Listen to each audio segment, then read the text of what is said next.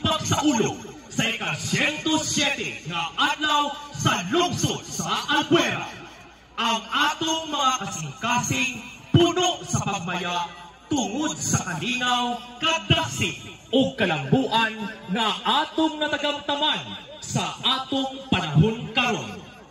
Angayan kita nga magsadya, angayan kita nga magbudyaka, kay kining atong naangkon nga kalambuan sa atong lungsod na mugna kini tungod sa pag-ula sa kinabuhi, dugo o kasakit sa atong mga katigulangang sibugaynon.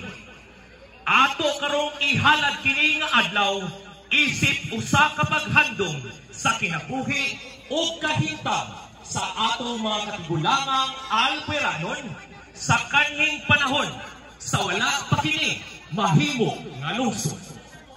Ingon pa sa sugilanon sa mga katigulangan ang panginabuhi sa mga katawhan sa unang panahon, apektado sa mga katubigan nga nagpalibot ni ini. Ang maong mga katubigan o kasapaan kanunay nga mag-usap-usap sa ilang mga agian. Hinungdan nga ang mga katawhan magpunay o balhin-balhin sa ilang mga panginabuhian, magpunay o sibog-sibog sa ilang mga puloy-anan o mga kaptangan. Ila na kung moabot ang mga unos o mga hadla sa kinaiyahan nga maoy muhulga sa ilang pagbuyok o sa ilang mga kinabuhi. Ang mga katigulangang usab maoy nagsugilon nga ang mga katawhan ni ining lugara kanunay sulumon sa mga morong o madaog-daogong mga pirata.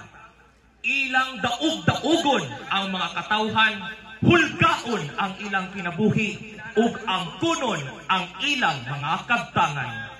Hingpit nga nakigbisog ang mga sibugaynon batok sa mga masupilon aron ilang maprotektahan ang ilang mga pamilya, ang ilang mga kabtangan ug ilang panginabuhian.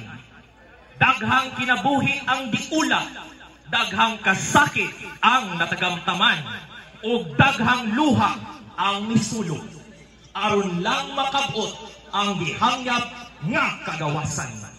Sa dihang ilang naangkon ang kagawasan, nikulyanap ang kalinaw ug tungod sa naangkon nga kalinaw, naangkon usab nila ang kalambuan.